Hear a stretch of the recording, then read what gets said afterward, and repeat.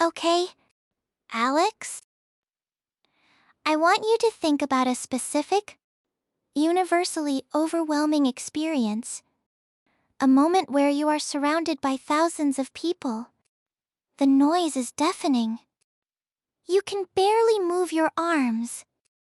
And you suddenly realize you have absolutely no idea where you're supposed to go or what you're supposed to do next. Oh, wow. That is a very intense way to start the podcast. But I know exactly what you're talking about. It is going to a live concert or a music festival. The live concert, yes. Specifically, trying to navigate a massive, crowded music venue in a second language. Oh, that is a special kind of nightmare. On a scale of 1 to 10, my anxiety when I have to go to a big live event is easily a 9. Maybe a 10 if it is outdoors. It is raining, and my phone battery is dead, so I cannot find my digital ticket. A 10, that is incredibly high. You are an intelligent, capable adult. You manage complex software projects. But a crowded venue and a confused security guard make you want to turn around and go back to the quiet safety of your living room? It is not just the crowd, Sophia. It is the sensory overload. When you're at a concert, everything is loud, fast, and chaotic. In my native language, I know how to navigate this. I know the slang. I know the unspoken rules of the venue. But in English, the vocabulary is so specific, and the pressure to be quick is immense. I completely understand that. Going to a live event is stressful, even for native speakers. There are long lines, confusing signage, and everyone is in a hurry to get to their spot before the music starts. Exactly. And then you get to the entrance, and the staff starts asking you questions at 1,000,000 miles an hour. Do you have your ID? Is this your digital ticket? Are you carrying any outside food or beverages? Do you need to go to will call? Ah, will call. That is a classic venue term. Yes. And that brings me to a terrible, terrible story. I was hoping we could skip this part, but I know the rules of this podcast. I am bracing myself. Tell me the story. Okay, fine. It was about 2 years ago. My favorite band was touring, and they were playing in my city. I was so excited. I had been listening to their music for years. I bought my tickets online, but I chose the option to pick them up at the venue to avoid the digital ticket scanning issues I had heard about. A very logical choice. Avoiding technology problems is always a smart move. I thought so. I arrived at the venue early. It was a huge arena. There were thousands of people, loud music playing over the speakers, and lines wrapping around the building. I found the sign that said, "Will call." Okay. Standard procedure. You go to the will call window to pick up your purchased tickets. Yes. But here is where my brain circuited. I knew the word will. I knew the word call. But together, in this context, my brain decided it must be a person. I thought will call was the name of the employee working the window. Like, ask for Will. He will call your name. Oh no! Alex, please tell me you did not do what I think you did. I did. I got in line. When I finally reached the window, there was a young woman there. I looked at her, and I said, very politely, "Excuse me. I'm here to see Will. I am waiting for him to call my name." You are waiting for Will to call your name. Yes. Alex. No. I said it, with total, sincere confidence. I am waiting for Will to call my name. My name is Alex. I am losing my mind. I am actually crying. What did the young woman's face do? She stopped typing. She looked at me, then looked at the sign above her head that said, "Will call" in giant letters. She looked back at me and said, very slowly, "Sir, I am Will. Well, my name is Willow. But Will call just means your tickets are held here for you to pick up." Wiping away tears. Oh. Alex. That is incredible. I was so confused for a split second. And then the realization hit me like a truck. Will call is not a person. It is a noun phrase meaning the box office window where pre-purchase tickets are kept. I wanted the floor of the arena to open up and swallow me whole. I just turned bright red and mumbled, "Ah, yes. I would like to call my Will, please." I cannot breathe. I would like to call my Will. You went from waiting for a man named Will to making a legal declaration about your last testament in 3 seconds. I did. I spent the next 20 minutes inside the venue, hiding near the back wall, convinced that everyone knew I was the guy who didn't know what will call meant. Okay. First of all, that is a hilarious story. Second of all, I promise you, Willow probably forgot about it 5 minutes later. Venue staff see weird things every single night. You are just a drop in the ocean of concert weirdness. Logically, I know that. But in the moment, you feel so foolish. You are an adult, but you feel like a child who does not understand the basic rules of attending a show. I hear you. It is that gap between your actual intelligence and your ability to decode fast, specific, idiomatic vocabulary in a high stress environment. But let's look at what actually happened. You got your tickets. You went inside. And you saw the concert. That is a huge win, even if the vocabulary tripped you up. I suppose so.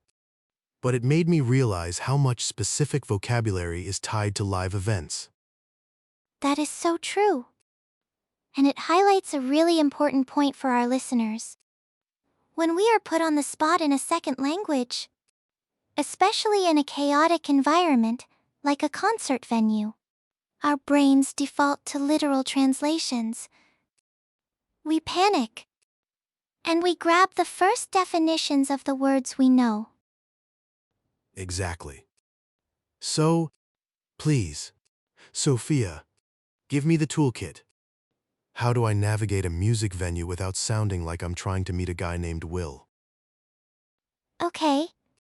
Let's demystify this. The most common B1, B2 venue phrases are actually quite logical once you know the context. Let's start with the one that caused the trauma. Will call. It is the window or counter at the venue where you pick up tickets that were purchased in advance. Got it. No actual person named Will required. Exactly. Now, what about general admission? You will see this on almost every ticket. I have seen this. I always thought it meant you were generally admitted to the building. Like a basic, low-level entry. Laughs. It kind of is.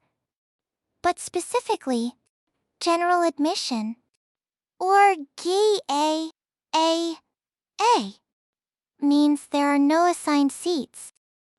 It is first come, first served. You can stand or sit wherever you want in that designated area. Ah, so it is not a judgment on my social status. It just means I have to get there early if I want to be close to the stage. Exactly. And the opposite of that would be reserved seating or assigned seating, where your ticket has a specific row and seat number.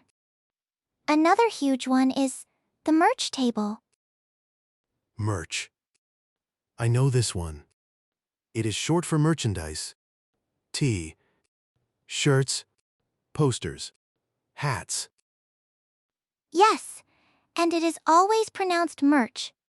Never merchandise in casual conversation.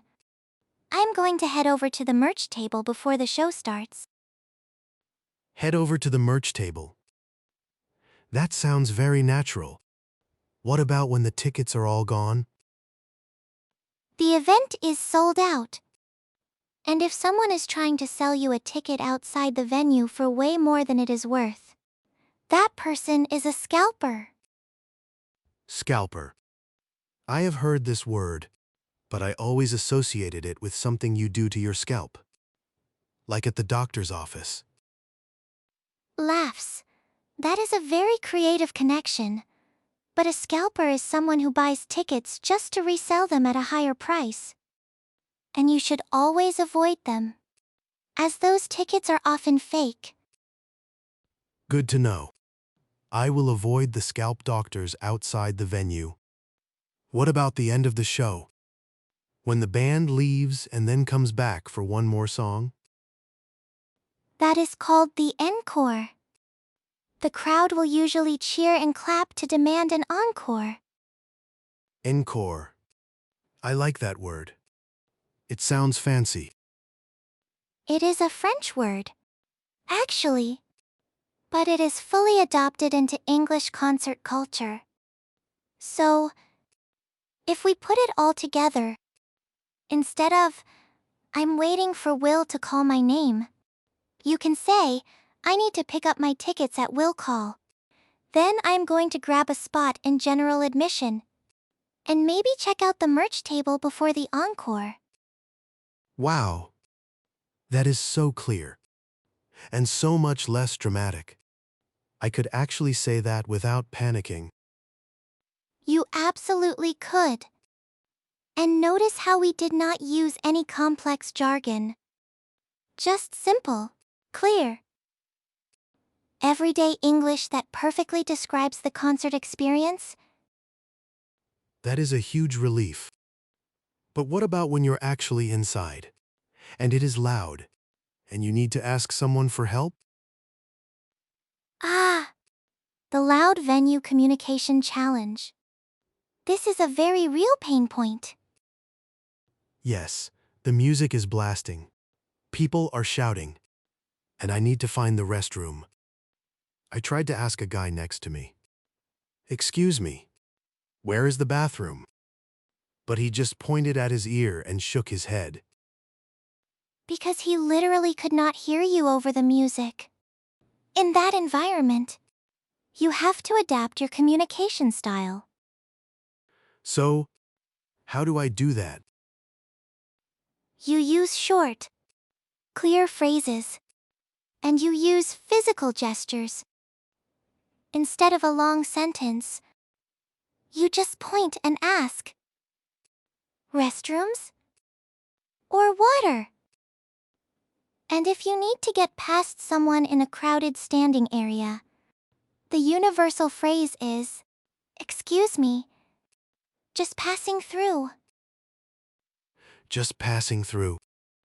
That is perfect. It is short, polite, and easy to hear. Exactly. And if you lose your friends in the crowd, you do not try to shout their name over the music. You establish a meeting point beforehand. If we get separated, let's meet at the main entrance. Meet at the main entrance. That is so practical. When I'm stressed, I just wander around aimlessly, hoping to bump into them. which rarely works. Planning ahead is key. Now, since we are on the topic of concert anxiety and navigating venues, I want to try something with you. A little role play. Oh no. I knew this was coming. My imaginary concert ticket is already making me nervous. It will be fun. I promise. And it is great practice. I am going to be the busy, slightly loud venue staff member at the will call window. You're going to approach the window, ask for your tickets, and then ask for directions to the general admission area. You're going to stay calm. And no mention of a man named Will. Ready? Okay. I am ready. No legal testaments. Just a normal concert goer. Perfect. Shifts posture. Adopts a loud, energetic, slightly rushed voice. Hi there, next in line. What can I help you with? Clears throat. Speaks clearly and projects his voice slightly. Hi. I would like to pick up my tickets. My name is Alex. Got it. Alex? Let me pull that up. Okay? Here are your 2 tickets. You are all set. Thank you. Could you also point me in the right direction? I need to find the general admission entrance. Breaks character. Smiling widely. Oh. Alex, that was absolutely flawless. Really? It felt a little bit loud, but I was trying to project over the imaginary music. It was perfect. You stated exactly what you needed. Pick up my tickets. You provided your name clearly. And you followed up with a direct, polite question about the location. Point me in the right direction. You sounded like a seasoned concert veteran. It feels much safer to have a script like that. When I am nervous, I either explain, I bought these online, but I was scared of the QR code, so I chose this option, or I just hold up my phone and grunt. And both of those extremes just slow down the line. The clear, direct approach keeps you moving, keeps the staff happy, and gets you to your spot before the music starts. I am definitely writing pick up my tickets at will call on a sticky note. But Sophia, I have to be honest. All of this concert anxiety, it is deeply tied to a feeling of being an outsider. I hear you. Say more about that. Well, when you go to a concert in your native country, you know the songs, you know the chants, you know the culture of the fans. But in a new country, in a second language, you feel like you're on the outside looking in. You are standing in a sea of people singing along, and you are just standing there, nodding, hoping no one asks you a question. That is such a profound and valid feeling. Music is deeply tied to culture and language. When you do not understand the lyrics or the crowd's reactions, it can feel incredibly isolating. Exactly. You feel like you are missing the point of being there. You think, I paid good money to stand in a crowded room and feel awkward. I completely understand. But Alex, I want to reframe this for you. Music is often called the universal language for a reason. You do not need to understand every single lyric to feel the emotion of a song. That is true. I remember that night, after the will call disaster. The band finally came on stage. The lights went down. The first chord hit. And suddenly, nobody was talking. Everyone was just feeling the music. Exactly. In that moment, your English level did not matter. Your ability to navigate the venue did not matter. You were just a human being, sharing an experience with thousands of other human beings. That is the magic of live music. That is a really beautiful way to look at it. I usually just focus on the awkward logistics of getting there. But the music itself is the great equalizer. It really is. And honestly, being able to advocate for yourself in that chaotic environment, even in a second language, is a huge sign of confidence. You bought the ticket. You navigated the city. You found the window. And you enjoyed the show. That is a massive victory. I suppose so. I just need to remember that my worth as a concert goer is not determined by my knowledge of venue slang. Exactly. Your worth is determined by the fact that you show up. You step out of your comfort zone. And you allow yourself to experience something new. And that is incredibly brave. Now, since we are on the topic of live events and advocating for yourself, I want to try something with you. A little rapid fire scenario game. Oh no. I knew this was coming. My imaginary earplugs are already in. It will be fun. I promise. I'm going to give you a concert scenario. And you are going to give me your immediate, natural response. No overthinking.